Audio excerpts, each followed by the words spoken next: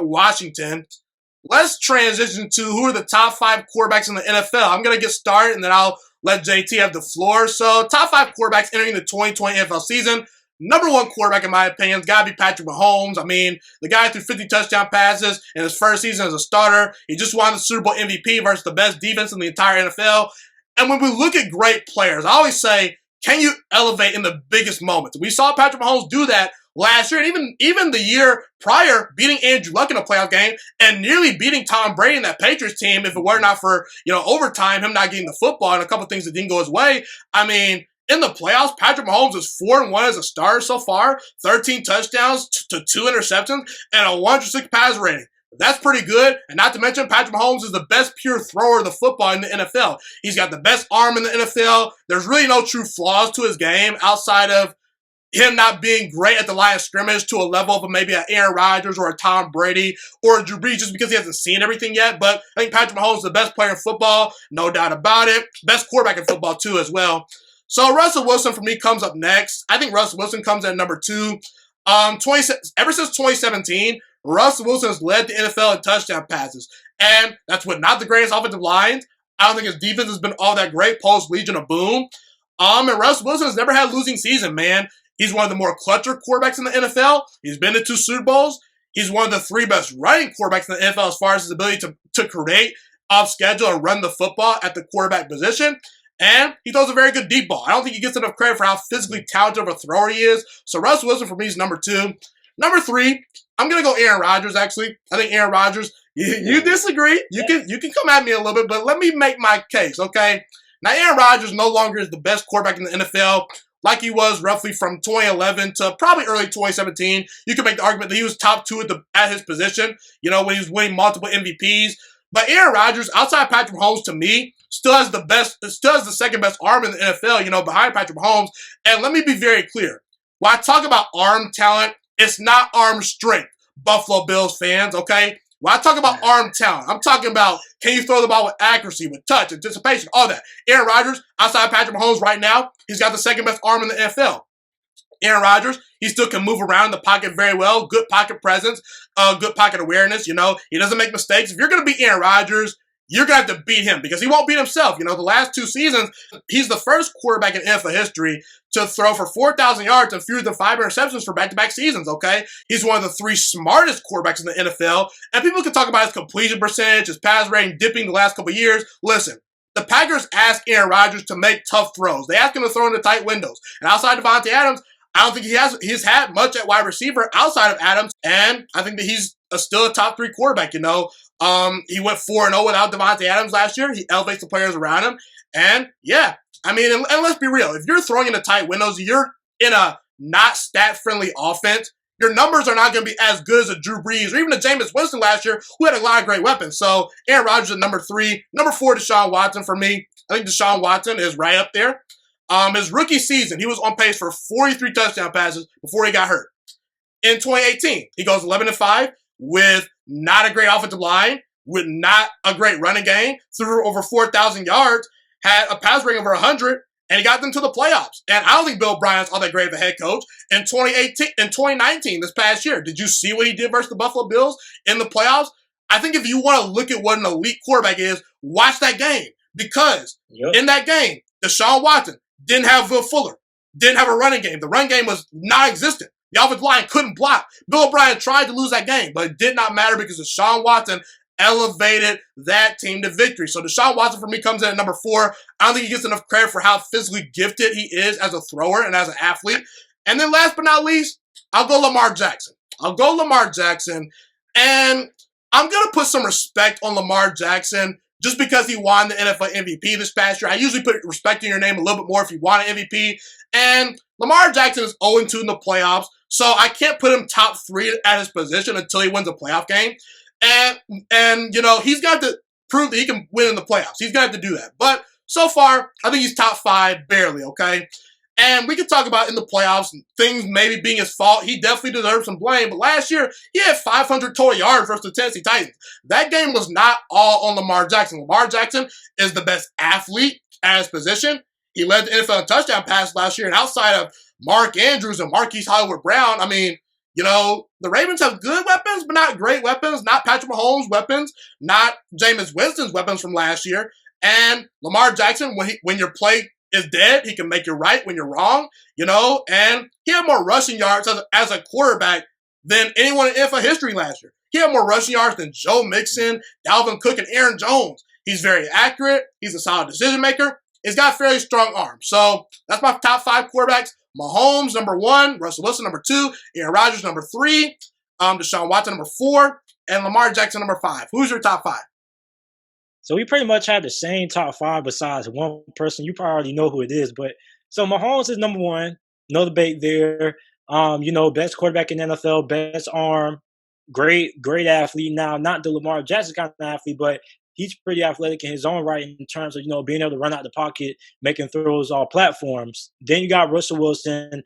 I believe that Russell Wilson is a better arm talent than Aaron Rodgers as of right now. Like, it's this throw that he made to Tyler Lockett. Like, I don't know if you've seen it. It was versus the Rams in the back of the end zone. Yeah, I saw that. Yeah, exactly. But did you see that throw Aaron Rodgers made versus the Chiefs? That was pretty nasty. Man, that was Russell Wilson, yeah, and he has a pretty good deep ball as well. He also made DK Metcalf what he was. Like, DK Metcalf, like, a big reason why DK Metcalf fit for Seattle was because Russell Wilson, how good he was throwing the football. Like, I don't think DK Metcalf would have been a great fit. And, well, it's pretty much only 2 teams I felt DK Metcalf felt well was. That was Seattle and Pittsburgh, because both of those teams like to push the ball deep, and you got 2 quarterbacks to throw pretty accurate deep balls in Big Ben and Russell Wilson. So I felt he was pretty good going to either Pittsburgh or Seattle. So, yeah, Russell elevates the players around him. DK is a good talent, but he wasn't quite as polished coming out of college, and Russell Wilson made him look good. So yeah. Then at number 3, I have Deshaun Watson. I think Deshaun Watson is the 3rd best quarterback in the NFL because, like you said, what he's been able to do, taking his team to playoffs year in and year out. Despite the fact that Bill O'Brien hasn't been a great coach, like Bill O'Brien has pretty much became Mark McCarthy / Chip Kelly 2.0. Like, Mark McCarthy at one point was a really good coach, but he kind of took a back seat, got too overly reliant on Aaron Rodgers, and that's kind of what I'm seeing out of Bill O'Brien. Like, I think he's getting too overly reliant on Deshaun Watson and bail him out too many times. So I have Deshaun Watson at number 3. At number 4, I have Carson Wentz. The reason why I put Carson Wentz at number 4, I know a lot of people are going to talk about, the JT, Johnson Wentz. So I was like, man, look, Carson Wentz, when I look at an elite quarterback is somebody who's able to do more with less. Some people, like Dallas Cowboy fans, try to say Dak Prescott is better because of stats. This is why I don't try to do my arguments based on stats all that much. And if I do implement stats, it's not all that much because stats. Hey, really quickly, same here. I look for traits and eye tests. Like, what are your traits? I mean, exactly. Because you can look at a player in a certain offense. There, like I mentioned with Aaron Rodgers, Drew Brees isn't a more stat-friendly offense than Aaron Rodgers. There's easy completions for the guy. He's throwing to wide open wide receivers, a lot of screen passes, So I agree with you, but go ahead. And then when you look at Carson Wentz, like, Carson Wentz went to plus with a banged-up offensive line. The wide receiving core was absolutely terrible. Like, his best wide receiver was a guy named Greg Ward Jr., who played for the AAF. And I don't even know if Greg Ward Jr. even made the roster. Like, I have to check that out once I get done.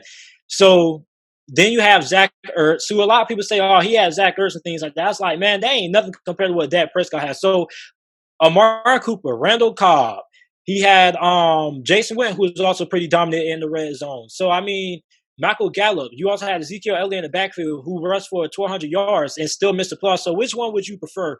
Would you prefer the quarterback who does more with less or the quarterback who does less with more? So I have Carson Wentz at number 4. And I know, like, here's my thing with Aaron Rodgers.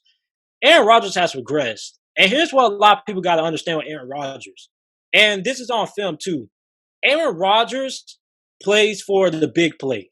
Is that fair to say? Yeah, he ad-libs a lot. He does ad-lib more than I would actually like. Okay? And I feel like he didn't play to Matt LaFleur's system. And I feel like that's a big reason why they got Jordan Love. And I think Green Bay realizes that as Aaron Rodgers gets older, all the stuff that he's able to get away with, he won't be able to get away with no longer because now that he's getting older, his arm and everything else is going to start to deteriorate. And we saw that last year against the 49ers, for example. It was a lot of short passes that he probably could have took to move to kind of, keep the drive going and things like that. But he tried to go for the big play.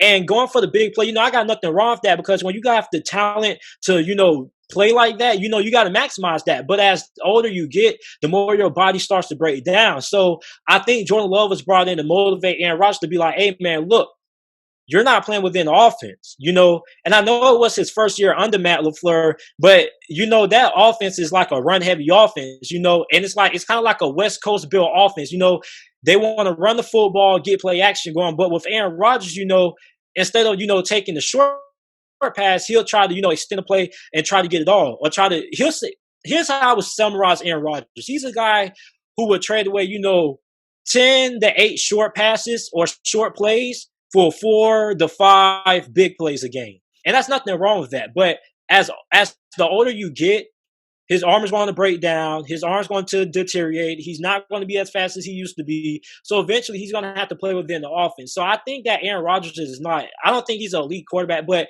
a lot of people get this messed up. Just because I don't feel like a guy is elite doesn't mean I don't think he's a top 10 quarterback. I still think Aaron Rodgers is a good quarterback. But so is he at number 5 for you, or you got someone else? I have somebody else. Okay, who's your 5th guy? So my 5th guy – can I do a tie? You can do a tie, or you could tell me who you're battling with. Who are the guys you're battling with?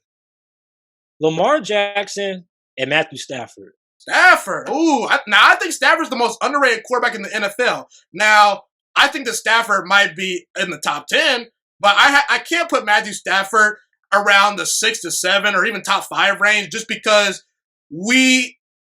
let me put it to you this way. Being in that top 5 or around that tier, the elite tier, is sort of a privilege, because while Stafford has not had great teams around him, while he's not had great defenses, I will admit that, there are certain other players that have elevated teams. And we recognize that Matthew Stafford, he's been failed by his organization. But that's an indictment on Matthew Stafford to a certain degree, just because we've seen guys like Deshaun Watson, Aaron Rodgers, Russell Wilson. We've seen those guys elevate not as great of rosters around them. And that's not an indictment on Matthew Stafford, because you need good players around you. There's only about 5, 6, 7 quarterbacks that can elevate just bad rosters. So I think that Stafford's good, but not quite that on that level. So, I don't know. Stafford was on pace for I think almost 5,000 yards last year. He was finna be ridiculous. He was about to have over 40 touchdowns. He was on pace to having the MVP caliber season. And with Matthew Stafford, me personally, I know you may disagree. If there's a lot of Packers fans disagree with me, but I feel like Matthew Stafford was better than Aaron Rodgers last season. And that's not based on stats. If it was based on stats, Matthew Stafford would have blew Aaron Rodgers out the water. But I'm not talking about in terms of overall, but just in terms of last season, because this is where my ranks is based on last season. Last season, I feel like Matthew Stafford played better than Aaron Rodgers. We saw what happened once he went down. Detroit was absolutely terrible. The wide receivers, Kenny Galladay didn't get used at all, which is a big reason why he didn't make the top 100. So I got Lamar Jackson in there as well. A lot of people may be like, oh, JT, he's only 2 in the playoffs, things like that. It doesn't really matter to me, because at the end of the day, he's young. He's still going to be able to win a playoff game eventually. My thing is with Lamar Jackson's how much he has improved with Greg Roman, which I expected it. I made a video last year about Greg Roman, how Lamar Jackson will be a Pro Bowl under him, because he made Colin Kaepernick a polarizing figure when the 49ers were in their prime, and Tyrod Taylor's a Pro Bowl under him as well. So I think Lamar Jackson's at number 5. My honorable mention would probably be Matthew Stafford, because like I said, I think that Matthew Stafford, at least on film, played better than Aaron Rodgers. He didn't make a lot of mistakes. His arms, he was fitting balls. He was making all kinds of he literally made. Go watch the Chiefs versus Lions game last year. He was putting on a clinic. And it wasn't even his fault they lost that game. Matt Patricia, the defense couldn't get it done. So I think that is fair to say. And a lot of Packers fans, they. And I'm a Packers fan, by the way, so you better watch your mouth. All right. When I say that, they don't. You guys don't disagree. You guys disagree, but you guys can respect the opinion. You get what I'm saying? Matthew Stafford has gotten Detroit to the playoffs twice, but I don't think he can pull Deshaun Watson, because this division, like I said, he has to face Aaron Rodgers, and he also has to face Minnesota and Chicago, who has always been, kind of a little competitive. They're competitive teams. Yeah, so his division is a little bit tougher than the AFC South, but I believe that Matthew Stafford probably my honorable mention. Got it. And really quickly, before I transition to the next topic, the reason why I'm kind of, having Aaron Rodgers at the third slot is just because it's kind of by default, in my opinion. We look at Tom Brady and Drew Brees. Last couple of years, if you just watch them play, Aaron Rodgers is just more talented flat out. And, they've fallen off a little bit. Drew Brees needs a good offensive line. Now, I'm not saying Aaron Rodgers, is turning water into wine like he did a couple years ago, but I think that Aaron Rodgers at this point in his career can do more with less than Brady and Brees, and he's kind of always been able to do that. Drew Brees, for a couple years when he was back with the Saints, he was putting up all those yards and stuff, but they still missed the playoffs. Meanwhile, Aaron Rodgers, with the 31st ranked defense, goes all the way to the NFC Championship game. But yeah, Brady and Brees, they kind of fallen off, and Aaron, last year, he made it to the NFC title game. And Watson, I think Watson's right there. I still think that Aaron's better at the line of scrimmage. He's a more smarter quarterback. He can see everything at the line of scrimmage better than Watson. And, Watson, he's good, but he's got one playoff win, so don't want to quite put him over him yet. And Lamar Jackson, had Lamar have won a playoff game last year, I'd probably make him third or fourth. But until Lamar shows me that he can be around the same level of play or elevate under pressure, I can't put him in my top three. Or over a guy like Aaron Rodgers, who, despite declining a little bit, still finds a way to win games with not a whole lot of talent around him at wide receiver outside of Devontae. And, yeah, that's why I got Aaron number 3. I got a question for you. Sure, go ahead. And I got a question. So a lot of people, the narrative by the national media has always been Tom Brady and Aaron Rodgers make the players around them better, right? Sure. So for Aaron Rodgers, Packers fans always made the excuse for the last 4 seasons that Aaron Rodgers needed defense. Aaron Rodgers needed a run game. Aaron Rodgers needed this. Aaron Rodgers did that. So you bring in Matt LaFleur. He gives you a run game. You have a top 10 defense. So if Aaron Rodgers makes the people around him better, why are Packers fans still saying that he needs another wide receiver? Well, because you look at the game versus San Fran, they don't match up. You need good players. Look how many weapons Mahomes has. Look at how many weapons Mahomes has. But he's supposed to make. But the thing with Aaron Rodgers is that why he's no longer the best anymore. That's why he's no longer the best anymore. So he does. So basically, Aaron Rodgers has regressed, and he doesn't make the players around him better anymore. He does, but not to the level that he used to. He still makes everyone around him better, because when we saw when Devontae Adams went down, he went 4-0 and actually had a perfect pass rating versus the Raiders. So he doesn't elevate at the level that he used to. He's not as good as he used to be.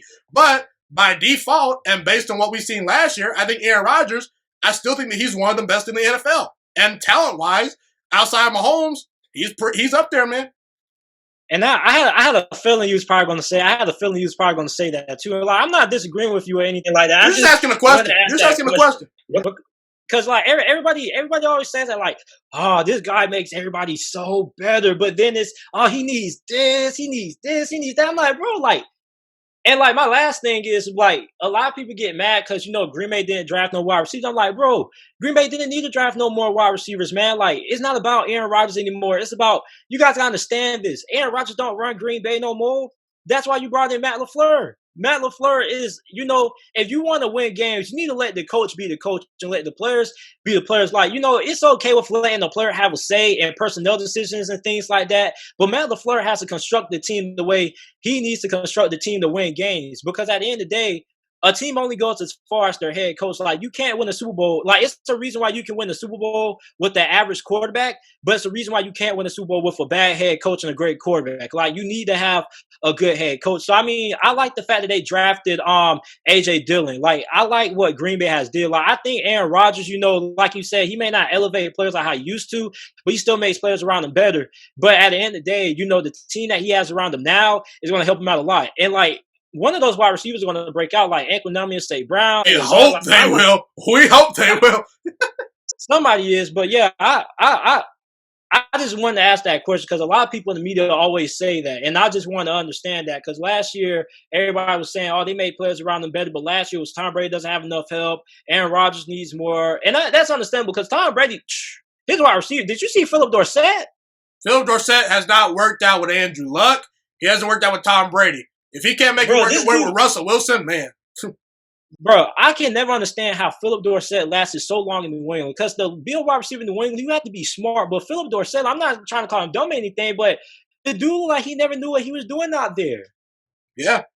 Make a good point right there. Thank you so much for watching this video today. Please also note that the Juice Alert Sports Podcast is not just a YouTube channel. It is available on all podcasting platforms, including Spotify, Google Podcasts, iTunes, and Apple Podcasts. Also, if you enjoyed this video, be sure to like, comment, subscribe, and share this content with all your friends.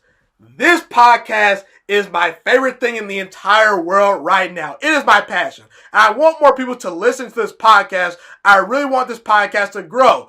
Also, a fun fact about me is that I want to go into the sports broadcasting and media world once I graduate from the University of Toledo, a college in Northern Ohio. I am looking to become one of the next great sports broadcasters and analysts out in the world. And I potentially would like to start my own network if this podcast really truly grows. Or if I fall short of that goal, I would love to work for a big time network like ESPN or Fox Sports 1. I am open to all networks. So if you believe in my dreams and you see or hear my passion through the screen, be sure to tell all your friends about the Juice Alert Sports Podcast. Stay motivated, you guys. Have a God bless day, and I'm out.